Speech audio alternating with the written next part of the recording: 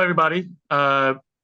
Welcome to the webinar entitled Full Mouth Implant Restoration in a Cancer Survivor with Osteonecrosis Risk, Maximizing Predictability with Guided Surgery.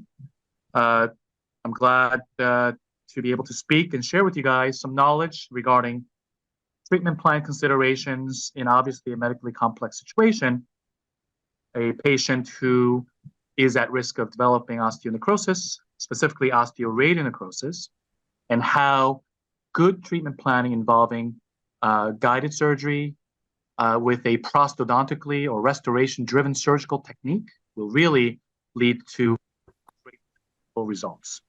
My name is Ryan Lee. I am a CEO and founder of a small group of practices here in the Northeast part of the United States.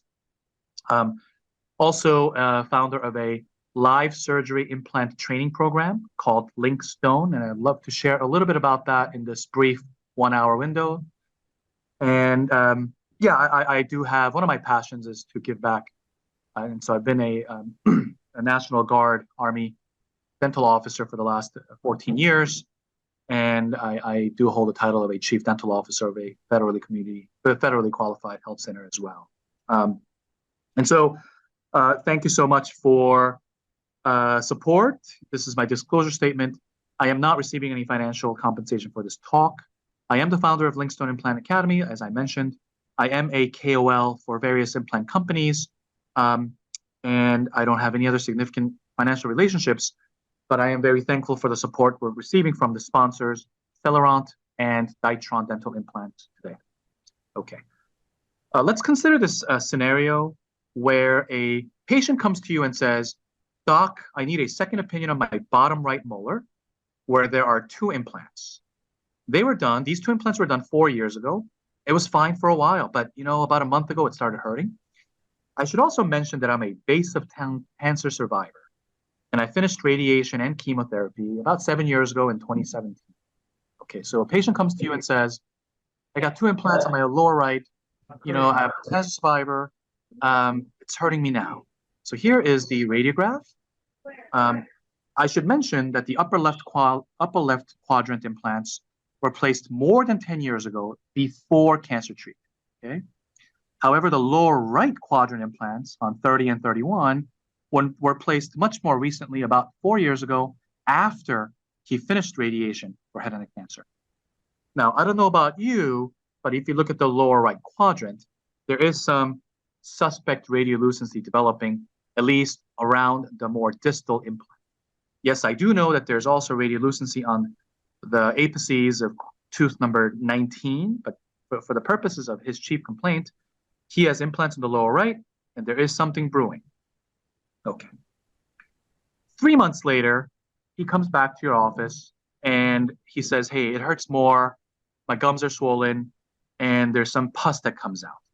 At this point, what are your recommendations for this patient, right? Immediately you're thinking, okay, am I keeping this thing or am I removing this thing? Am I dealing with both of the implants or am I just dealing with the one in the distal, in the 31 spot that's worse? And this is a splinted 2-unit implant bridge. Am I possibly sectioning it? What are my options, right? So this is a patient that clearly has done well with implant therapy in the past. And you can see there are 3 implants on the 12, 13, and 14 spots that he's maintained for 10 or more years.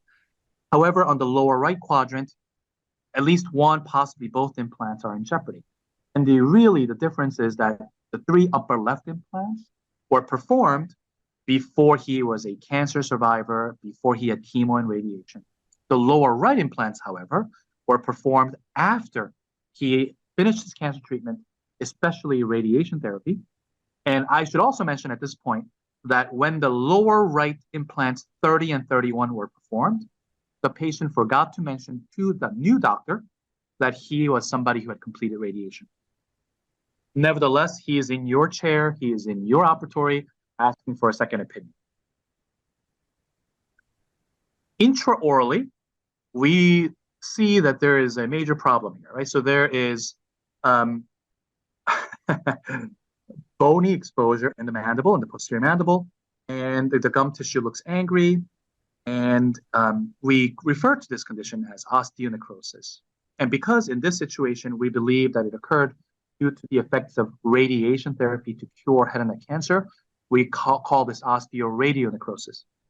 It has a similar presentation and symptomatology as what we commonly called MRONJ or BRONJ, medication-related osteonecrosis of the jaw, or bisphosphonate-related osteonecrosis of the jaw.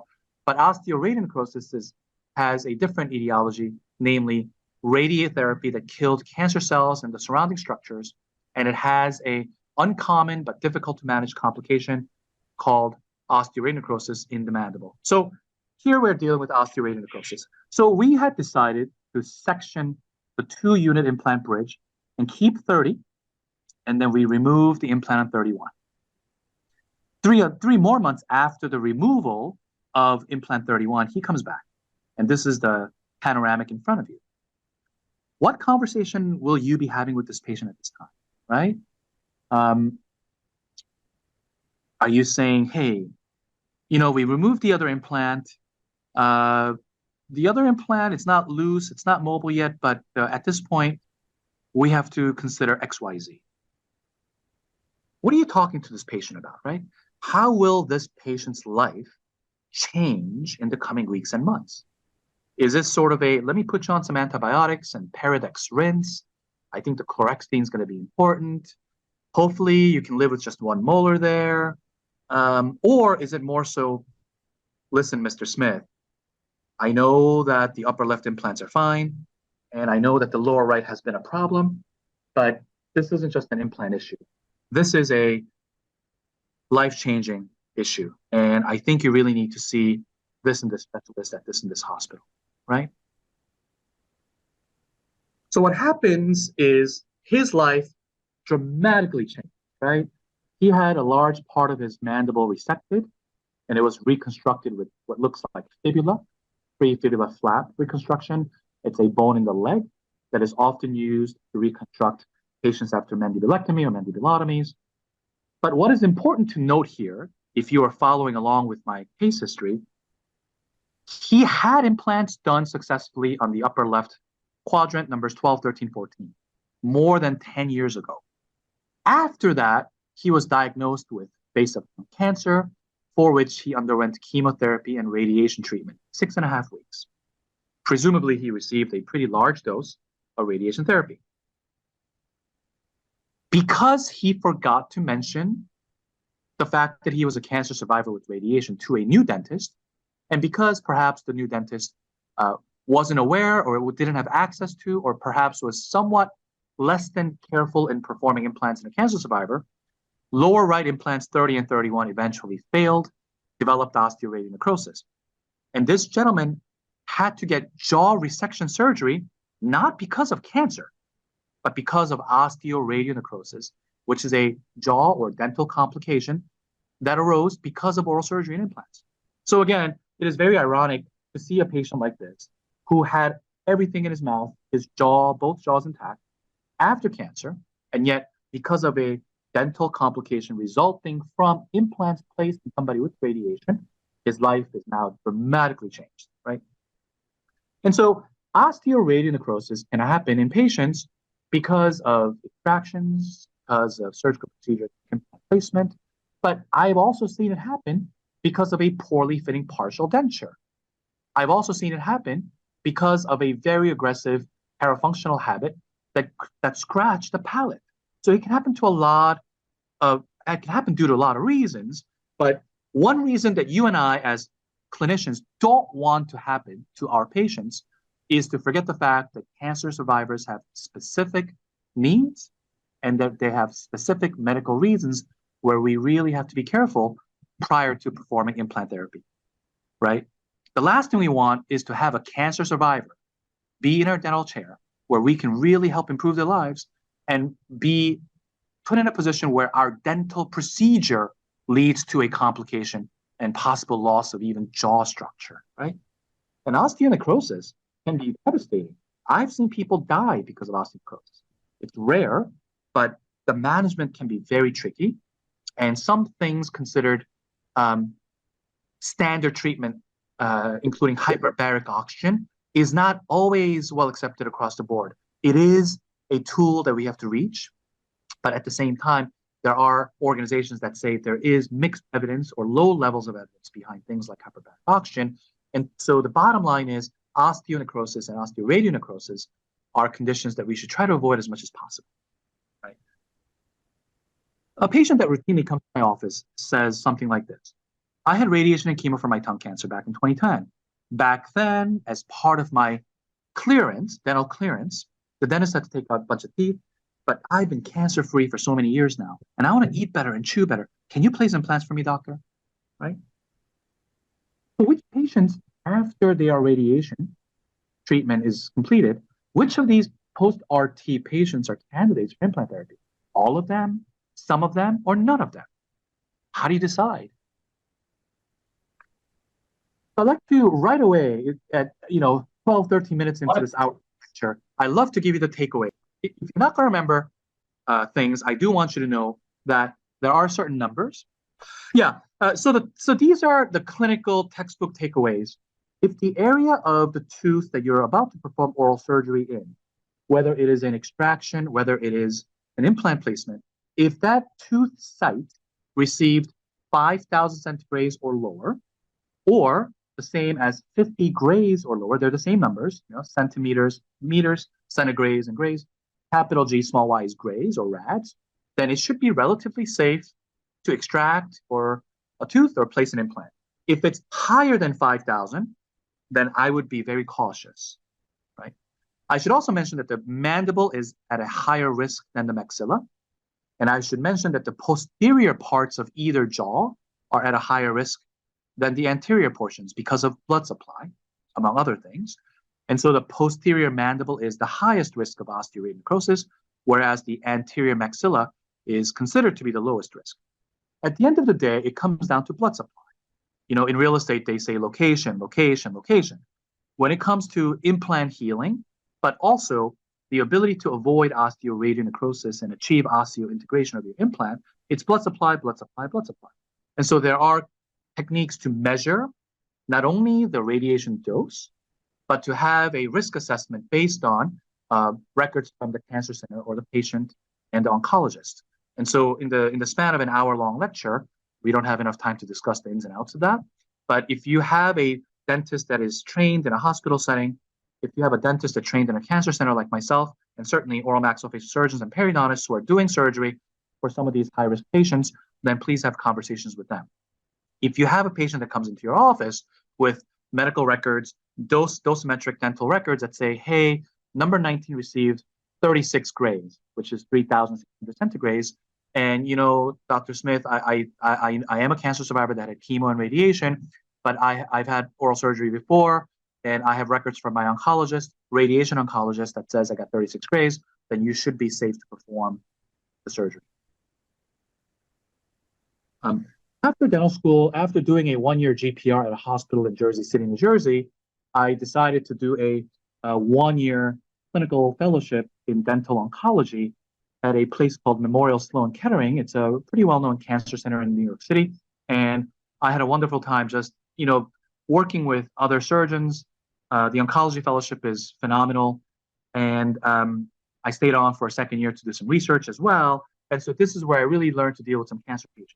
And since then, I built a practice in dealing with cancer survivors who needed reconstructive, restorative work, crown and bridge, removable and fixed, as well as implants. And increasingly, implants have become about 80% of my practice now.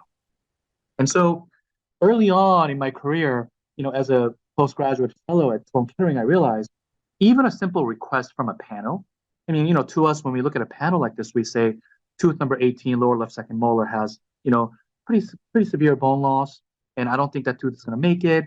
Maybe I'm concerned about the distal root of number 19 as well. And then the very next time I see this patient, I realize his life had changed, right?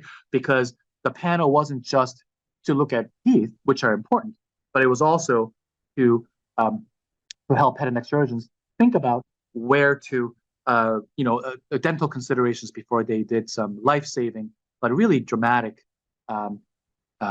jaw resection surgery.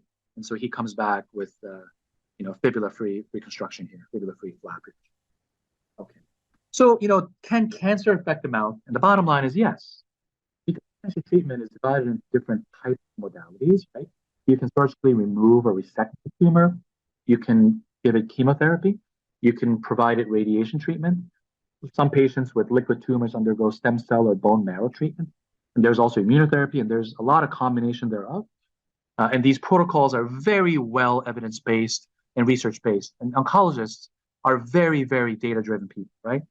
But the bottom line is the potency and the strength of killing these cancer cells have devastating consequences and sequelae in the oral cavity, especially in areas like the posterior mandible, right?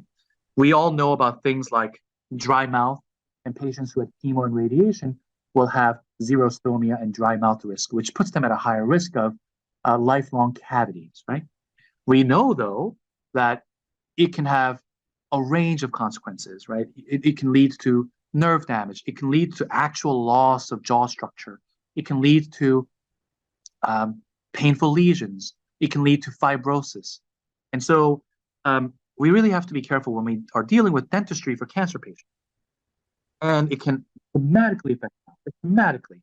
And the example I started this presentation with was a cancer survivor who beat his disease, right, 7 years prior, who gets implants placed, and because of the devastating consequences of implants and oral surgery in an area where there was a lot of radiation, he wound up losing the majority of his mandible because of that. And so, various cancer treatments have associated sequelae, and the blue boxes on the y-axis, radiotherapy, surgical resection, chemotherapy, and transplants, are associated with some specific dental or oral complications that we want to avoid, right? Anything from radiation caries and osteonecrosis to dysgeusia, dysphagia, trismus and fibrosis, to, really just missing parts, right? Oh, I don't have enough teeth. To, bronch and mronch, to growth versus host disease. There's a whole bunch of these, right?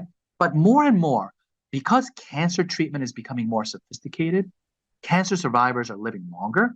And what's happening is many of these patients who go through heroic effort, weeks and months long of devastating chemo and radiation and transplant, many more of them are survivors now, and they live longer lives as cancer survivors, and they want to enjoy their meals, right? They want to enjoy their life and have dignity.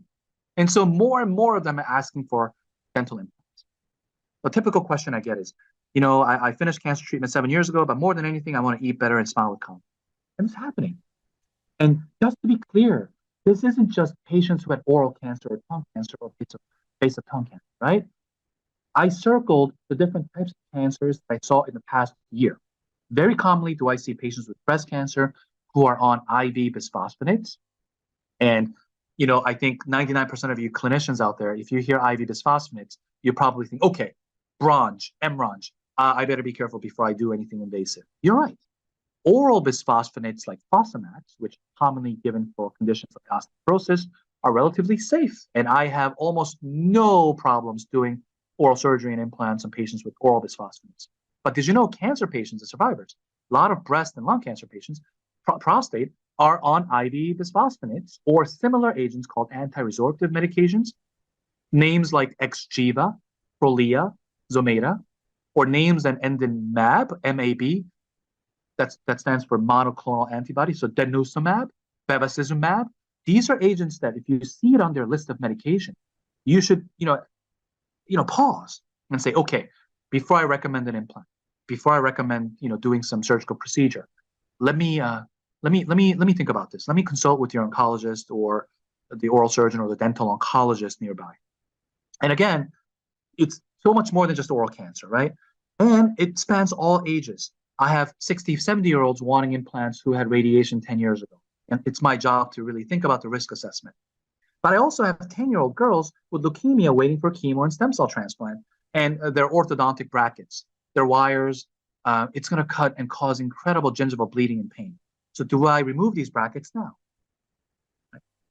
And so a lot of these conditions fall under the subspecialty of dental oncology, which is not always well known. But I will tell you this. My physician MD friends, 99.9% of the time, they call me dental oncologist, right? They know me as a dental oncologist. the dentist that's going to take care of patients after cancer, before cancer, during cancer, pre, peri, post, right? 99% of my dentist friends call me general dentist. And I'm proud to be a general dentist that did a couple extra years of hospital training, GPR and a dental oncology fellowship. But this is an incredible lifelong opportunity in the lifespan of a cancer survivor. And when I started out, in 2012, I didn't realize that 80% of my practice would be implants. I thought I would be sort of doing oral medicine, thinking about fluoride trays, thinking about treatment planning for the dental needs of patients. And I knew implants were going to be a big part of it, but I had no idea 80% of my practice would be dental implants, right?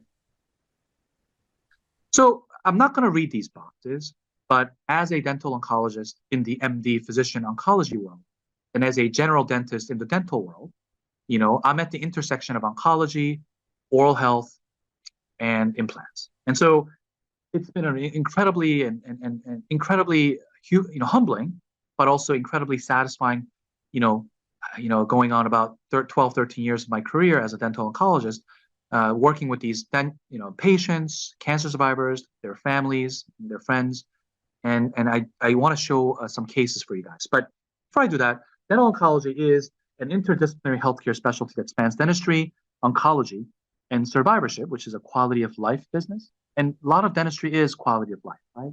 I think our maxillofacial surgeons and head and neck guys are in the life and death business sometimes, but most dentists were in the quality of life business. How do we make patients smile with more confidence? How do we restore their health so that they can go to job interviews with dignity? How do we, worry about occlusion and their stress levels and the connections between the mouth and the heart?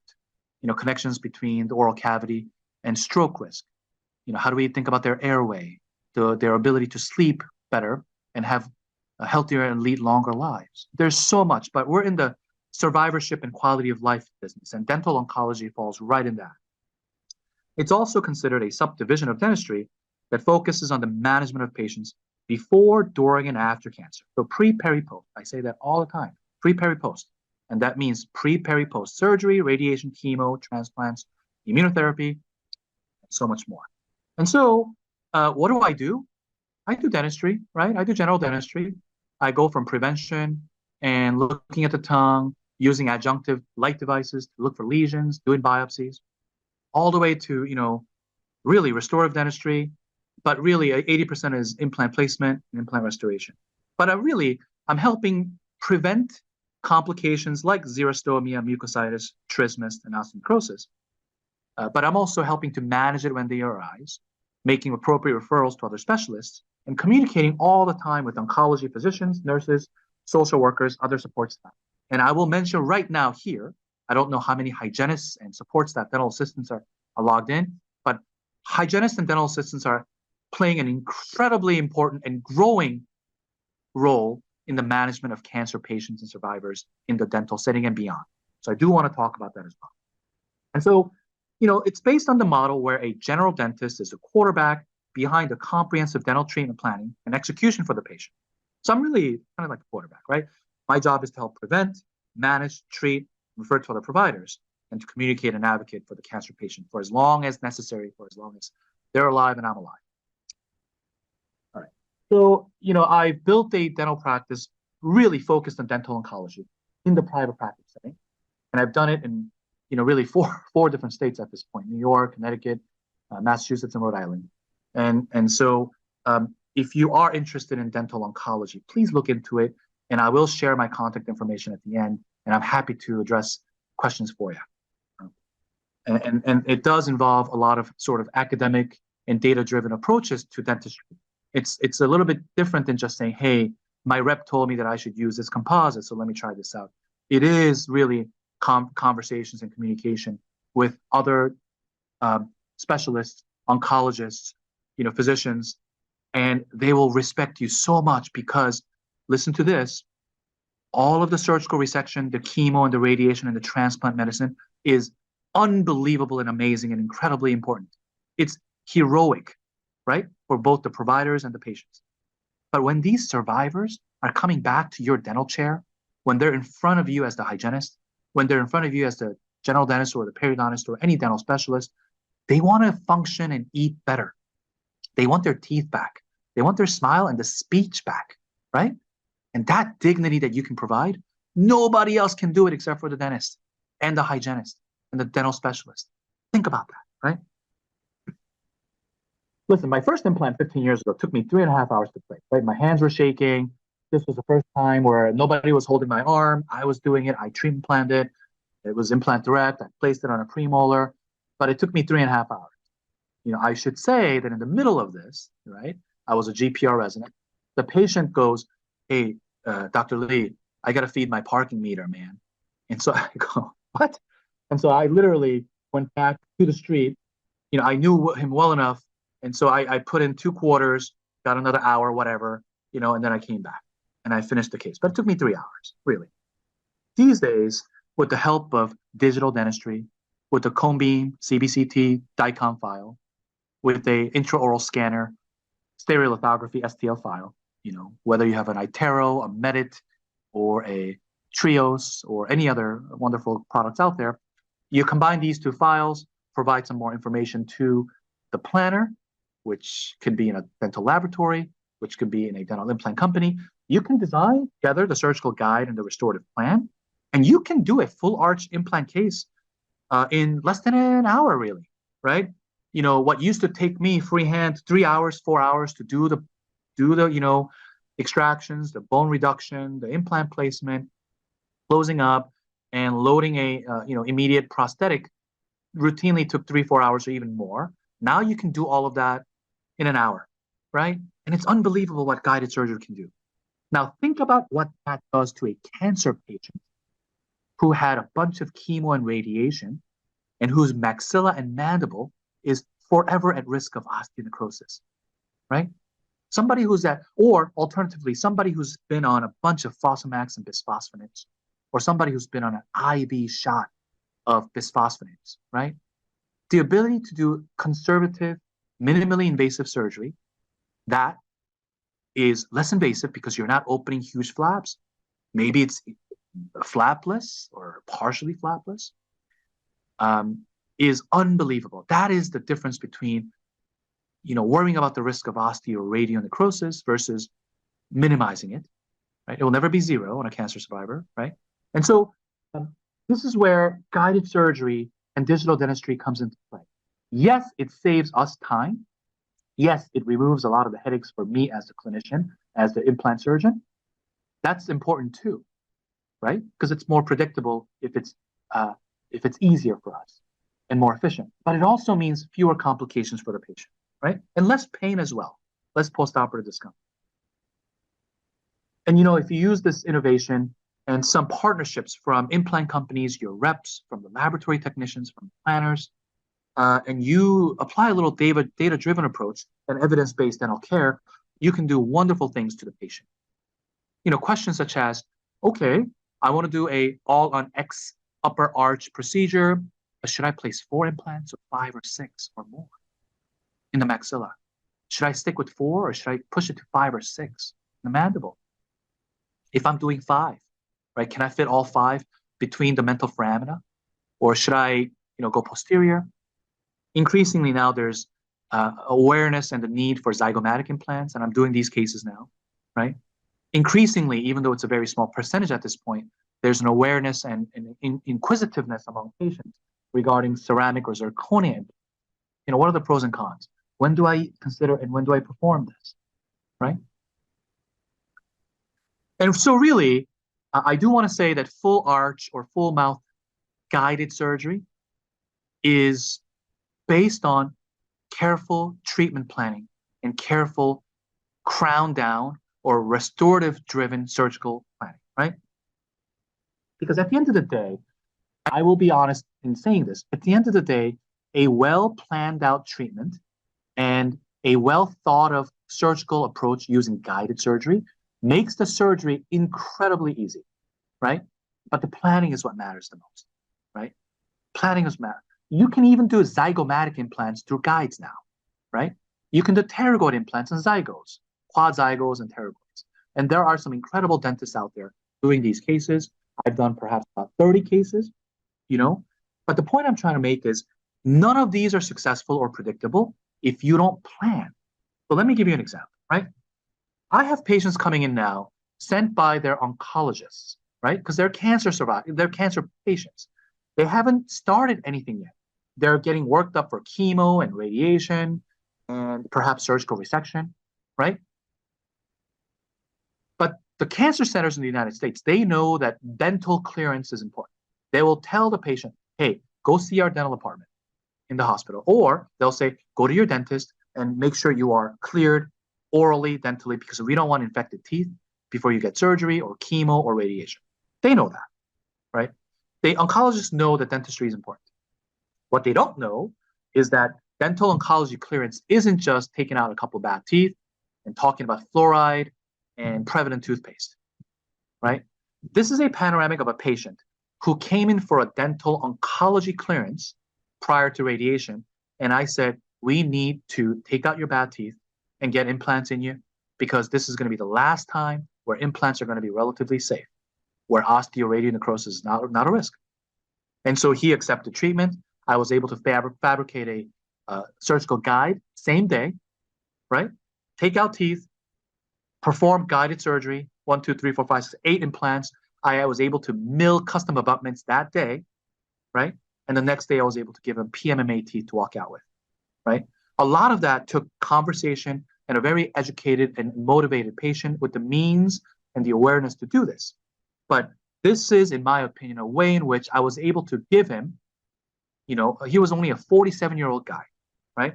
Instead of having a 47-year-old guy live with a poorly fitting partial denture for the rest of his life, or a full denture, which we know is not going to be done, accepted well, I felt good that I was able to provide a one-day, same-day guided surgery, implant placement, wound up loading 7 out of the 8 lower implants with custom abutments and a PMMA that he walked out with.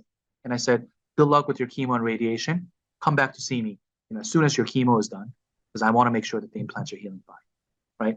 This is dental oncology clearance in the year 2024, right? It's not just, let me make a fluoride tray for you, because, after radiation, you're going to have dry mouth and, use some biotine, you got to brush better and use a special toothpaste every night. It's called Prevident. You got to swish, but don't rinse out, leave it on your teeth. All of that is incredibly important. But dental oncology, I told you, 80% of my practice is now implants. Why? Because the ability to chew and eat, which implants are incredibly important in doing, is going to be an issue for cancer survivors 6 months after their chemo is done. 5 years after their radiation is completed, right? They're going to have to eat and go on job interviews and chew and speak with dignity. And so this is where dentistry plays a role. Okay, let me present to you the case on which this presentation was really formulated. And so I had a patient reach out to me, in this case, the wife of a patient, who the husband had stage 4 head and neck cancer in 2021. And back then, he was able to participate in a clinical trial at UNC, North Carolina. And listen, I think that the great majority of the audience today is dentists, hygienists, dental assistants, and dental specialists, right? None of us are oncologists. None of us are, thinking about, evidence-based chemo or clinical trial, protocols. But this gentleman got incredibly, well thought out chemo and immunotherapy. He was able to avoid radiation. Since then, they moved to Pennsylvania, and he's been concerned about his teeth. And he realized that he would have to go back for further cancer treatment, this time involving radiation. And he was given a range of $80,000 to $100,000. He wanted to get nothing but implants because it's not in this email, he knew friends and family who completed radiation for their head and neck cancer and who were having a very difficult time with teeth. And so his desire was to take out all his teeth and do implants. Now, let me tell you something. This is his panoramic, right? And you can see surgical clips on the lower right quadrant or the lower left part of that radiograph in front of you. I am not somebody who takes out teeth unless I can justify clinically.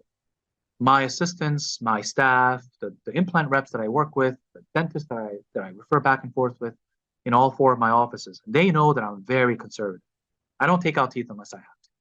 But in this situation, given his cancer recurrence, given the fact that he had already received chemo and immunotherapy on a clinical trial, given the fact that he was only in his early 50s, and given the fact that he had dental anxiety, here, as a conversations with the family, we agreed that full mouth, full arch extractions, prior to him going back to his oncologist to start, 6.5 to 7 weeks of radiation, which will forever change his maxilla and mandible for the rest of his life, right? We thought that was the right decision. Yes, he had, failing crowns, recurrent decay. He had some deep probing depths. He had some mobility. He also had some strong teeth, but the decision was made to extract all his teeth, right? It was a very careful, I really, this was 3 to 4 hours of conversation over multiple visits, phone conversations. But once the decision was made to, edentulate this patient so that the risk of osteoradionecrosis would no longer be an issue for the rest of his life, knock on wood, the decision was made to utilize guided surgery. We wanted to take out the teeth, do bone reduction, load the implants, and have him walk out with interim fixed prosthesis at day 1 under IV sedation, right? And so, in this case, we used a dental laboratory that I use a lot, that is well regarded, and we wanted to do, at least 6 implants on on both arches. And so this is a plan, this is the guide. And, after about a 3-hour procedure, we were able to extract all the teeth, do bone reduction, place what looks like 6 implants on the upper and lower arches, and I was able to load 5 on each arch. And he walked out with PMMA, fixed prosthetics on day 1. Several months later, after allowing for good healing, we were able to deliver and remove the PMMA and put him in full arch zirconia upper and lower that look like this, right? Do you remember the first couple of minutes when I showed you a panoramic x-ray of somebody, a patient who had to get jaw surgery not only because of cancer, but because of the dental complications of getting an implant in an area that had a lot of radiation, and he lost a lot of his mandible?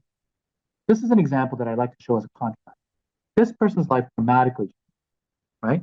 This already cancer survivor hopefully will not ever have any tooth dental complications for the rest of his life.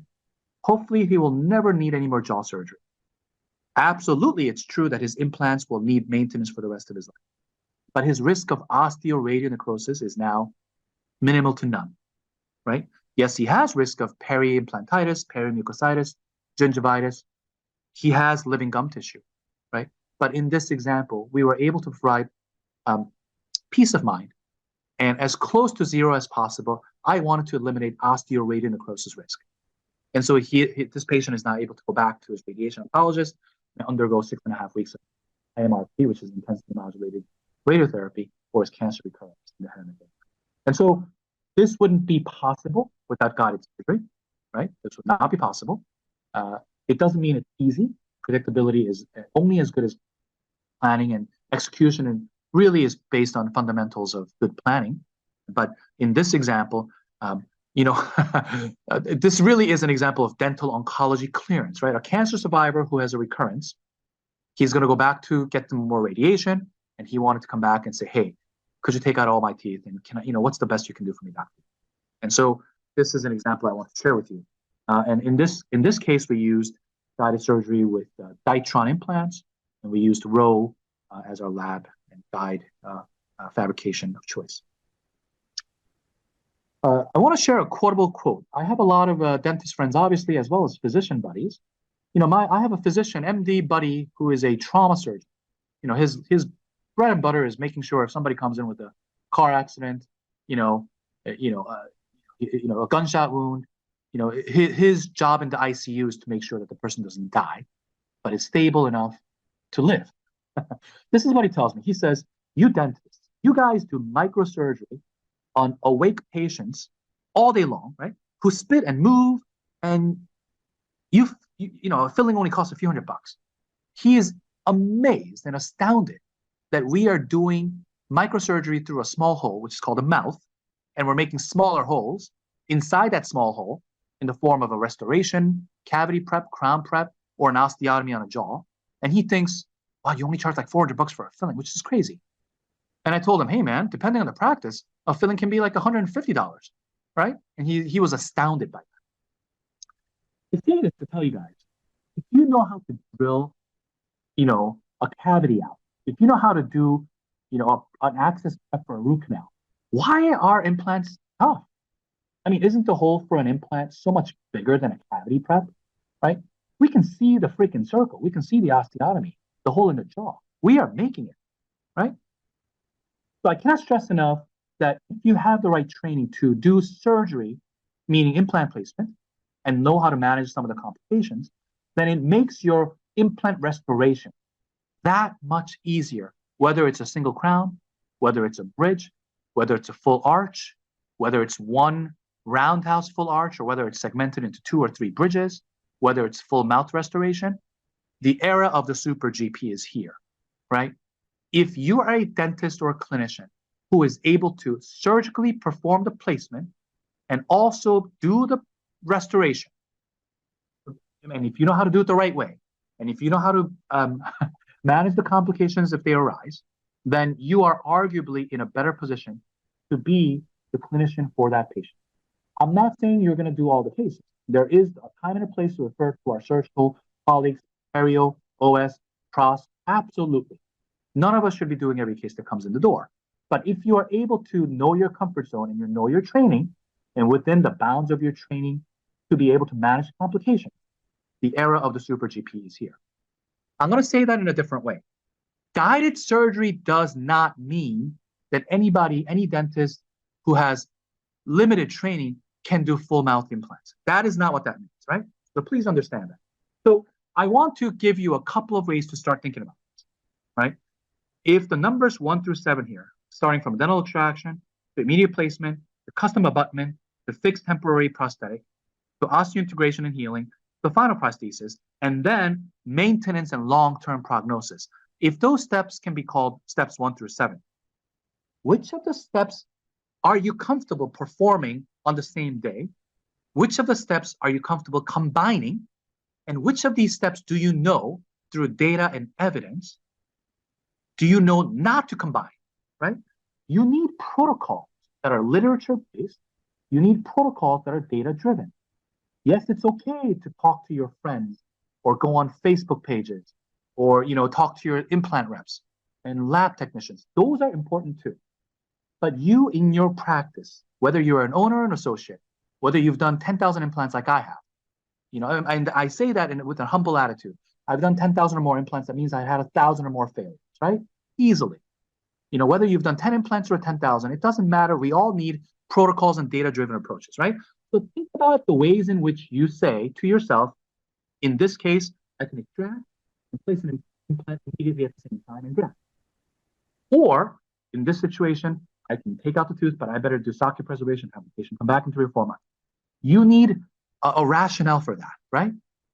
Until and unless you can do that, you really should think more closely and carefully about going into full arch and full mouth dental implants, right? Because it's not just about, okay, I can take a scan and a CBCT, send it to a lab, and give me a guide, please. And then I'm going to use the guide to take out the teeth and put implants, and hopefully a technician will convert the thing to some kind of a temporary prosthetic. Yeah, all of that is technically true. But what if the guide doesn't fit, right? What if 2 out of the 6 implants you placed are spinning on you? You have to remove the guide and, re-perform an osteotomy, make a decision to place a new implant or a different implant or graft and go back, right? Nothing is foolproof, right? So you need protocols. So I have protocols in my practice that are a combination of what works in my hands, obviously, anecdotally, but also that's evidence-based. And you need to do that before you can start thinking about, okay, can I give this patient a temporary fixed prosthesis on day 1, or do I put this patient on a complete denture, right? Do I keep canines and hook a partial valvuloplasty for a couple months while the other heal, or do I take all the teeth out? Why? Because the moment you take out all the teeth, the vertical dimension of occlusion, VDO, and centric relation are either more difficult to obtain or sometimes gone forever, right? So how do you record VDO, and how do you restore VDO in patients that have lost it? And that leads to questions like, How do you know that if you're doing a full arch or full mouth implant case, how do you know whether to do FP1, FP2, or FP3? I'm going to tell you something, and all of you guys, whether you've placed 10,000 implants, 1,000, or 100, or 10 implants, or none, it doesn't matter. We are all doctors and quarterbacks for that patient. We are the ones who decide, hey, for you, I'm going to refer you out to the oral surgeon or the periodontist. Versus, Mrs. Smith, this is a case I can handle. I think I can take the tooth out, and I might be able to perform the implant placement at the same time. I can't promise you, but if I do it, essentially, we're going to do 2 surgical visits on one day, and it's going to be great. It might even save us 3 or 4 months of time. I can't promise it, but this is why I think it's possible because of XYZ. And guess what? I'm not even going to charge more. You know, the same $5,000, $6,000 I'll charge, it can be done in 1 visit, not 2 visits, right? That's incredible. But to do that, you need to consider a few things. Every missing tooth set is different, right? Why? Because the bone anatomy is different. The dimensions available lingual is different. Density is different. I can't tell you how many young doctors in the implant game don't think about bone density. Every edentulous arch is different. Maxilla and mandible have incredibly different blood supply patterns. Okay? Even in the same patient, 2 different sites might be very different in density. Now, FP1 versus FP2 versus FP3. All on 4 versus all on 6 versus all on X. Overdenture versus fixed roundhouse versus fixed segmented bridges. And bottom line, where should the implants be placed? Right? So let me run through a couple of things, and I will leave about 5 minutes at the end for question and answer as well, right? FP1, full prosthesis 1, means you're replacing 1 tissue type, teeth. FP2 means you're replacing 2 types of tissues, teeth and gums. FP3 means you're replacing 3 types of tissue, teeth, gums, and bone. I'm telling you that, you know, let's say we've taught about 1,000 doctors in our live surgery courses, right? Maybe about 30 to 40% are comfortable with FP1, FP2, FP3, what they mean, and how to decide when to do what.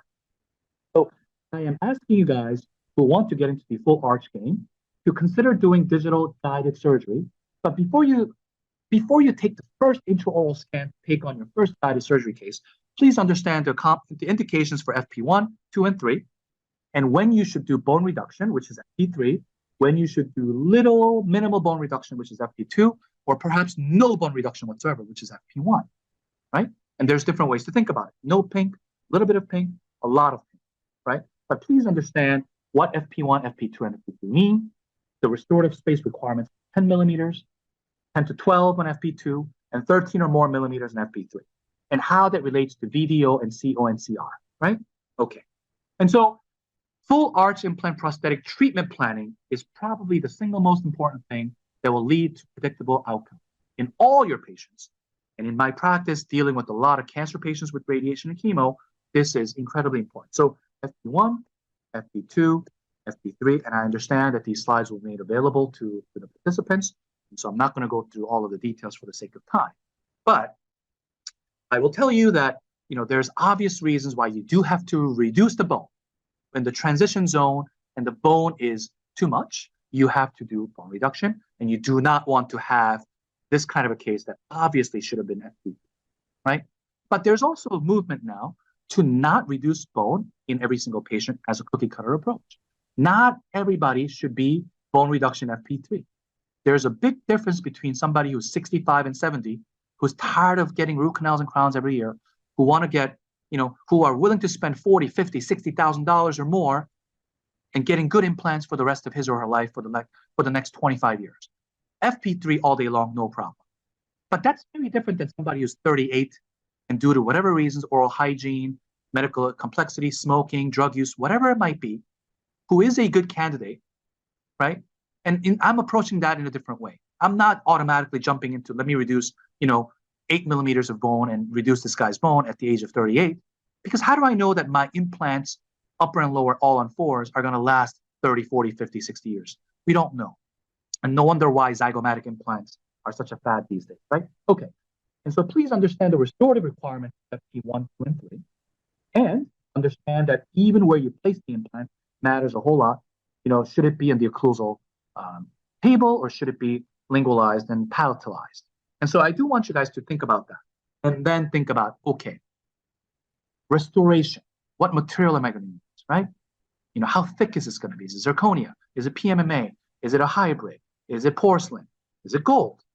And so these are things that you have to think about before you jump into restorative, before you jump into guided surgery. Lastly, I can't tell you how many doctors come to me and say, hey, I didn't really think about the intaglio surface of the final restoration of the lung. In this slide, would you agree that the upper is a huge food trap, whereas the lower is not?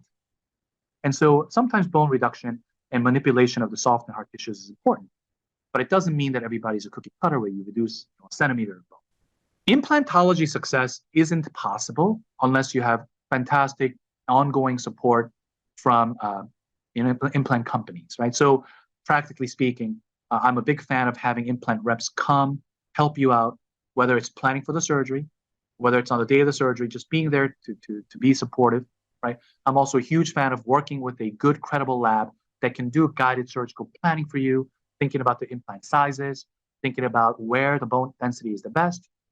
Questions like, hey, should I go with an FP1 approach or should I do FP2 or 3, right? And so industry partnerships and support is really important. It's a win-win thing, right? You use more implants, it's good for the implant company, you buy more of their products. But as you do that, you get more support and rapport, and your implantology game that gets that much better. And so this presentation in particular has been supported and sponsored by Celerant and Dytron. And Dytron Implants is a wonderful doctor-owned company that has a great molecular connection between the implant and the abutment. So I do want to give a shout out to Dytron. I was asked to present a couple of slides on Dytron. They have a wonderful national symposium coming up in just a couple of weeks in Maryland, in Baltimore. And so the speakers at this symposium are just incredible.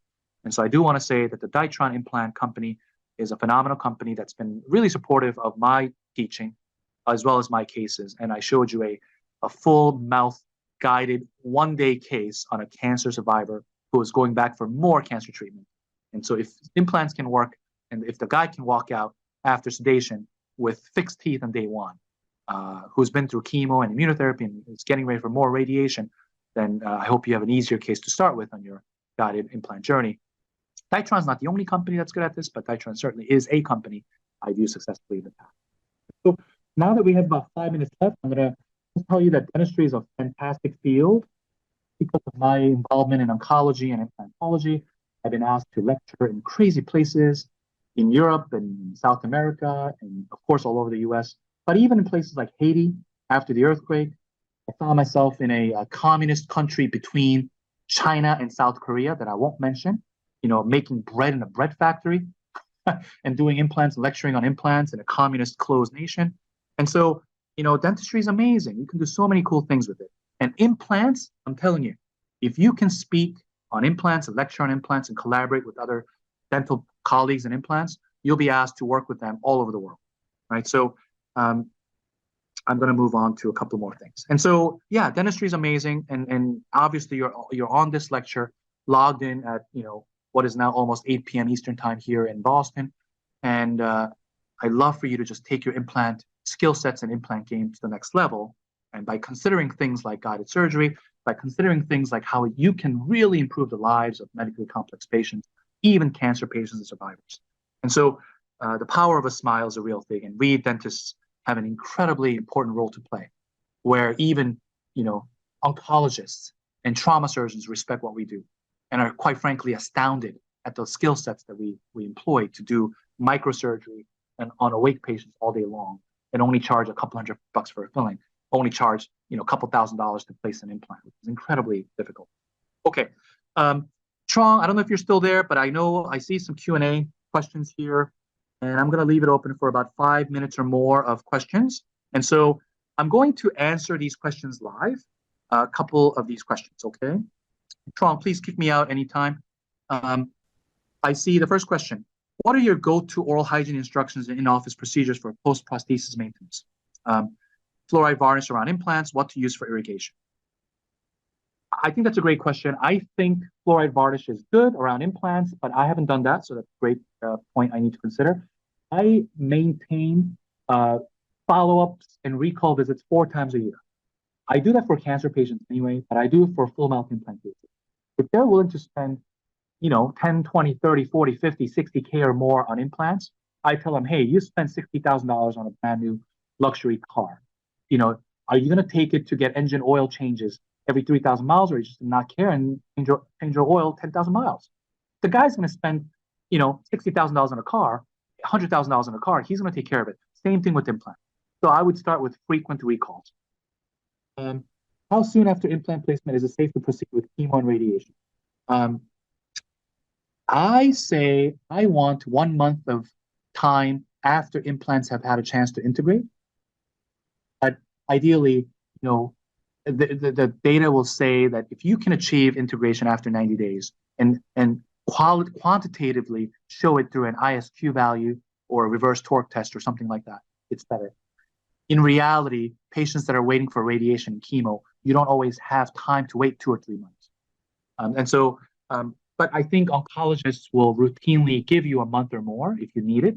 If you tell them, hey, this is the way in which I can limit oral complications, including osteonecrosis. I need to do a couple implants or more. I would like a month, 4 to 6 weeks. I think that shouldn't be a difficult time, and not too many oncologists will push back on that. There's a question. For him to clean the implants, do you recommend water pick? The answer is yes. Water pick, again, a small investment, $80, $100, however much it is, for a patient who's willing to spend thousands, tens of thousands of dollars on his or her restorations and implants. I recommend the water pick. Hygiene visits. How do they clean such extended full arch implants? Remember, 90% of my full arch cases are screw retained, so I can easily open up the access channels and unscrew and clean. And our hygienists and dental staff are really good at that. And so that should be a frequent protocol, but you can't do it if the patient doesn't come back to you more than once or twice a year. They should come back to you 3 or 4 times a year and charge for those visits, right? For patients that had radiation, how long before radiation do you want before extraction or implant placement? Okay, let me be clear. After radiation for head and neck cancer, the longer you wait, the worse the risk. So the best time to do implants in patients, cancer patients who are going to get radiation, is to do it before radiation. That's the best. Before is the best. Patients who've already had radiation, the first 6 months after radiation is colloquially, anecdotally called the golden window because the blood supply hasn't been compromised yet. So if you got to take out the wisdom tooth and the guy had radiation for cancer of the jaw, take it out. If it's been 4 months, take it out. If it's been 6 months, fine. If it's been 2 years, if it's been 5 years, the risk is now worse. If it's been 10 years, the risk is worse. The risk only gets worse over time. If they got less than 50 grays and I'm doing implants on them, does the radiation from the CBCT impact the patient? The answer is no. Any radiation from whatever dental x-rays we take in CBCT is very, very, very small compared to the radiation they got to kill the tumor cells. All right. A couple more questions. I'm a hygienist in a pediatric office. Cancer survivor myself. Oh, okay. You're a cancer survivor yourself. Pediatric patients that have gone through radiation and chemo. What impact does it have? Because they're getting chemo and stem cell transplants and or radiation at a stage of life as a child, when adult teeth are in some kind of development, I would expect some abnormalities in terms of malocclusion, shortened roots, missing teeth, and so on and so forth. So pediatric cancer survivors who are now living full lives or almost full lives, they have incredibly heavy and complex dental challenges. So I don't have time to discuss all of that. That's another 3-hour lecture. But Kim, as an RDH, you can have an incredible impact on educating and working on these pediatric cancer survivors who often live full adult lives, full life expectancies. Can a dentist from India do this course? A dentist from India can do our international course in the Dominican Republic, will help you obtain a temporary dental license. You can come and observe courses in the US, but your ability to place implants in the US courses will be based on being in a state that allows you a temporary license, which I think will be challenging. I think those are the only questions I see. My email address is really my name at nyu.edu. And I'm serious. If you are interested in emailing me for any burning questions, please do so. And with that, thank you so much, everybody. Have a great evening.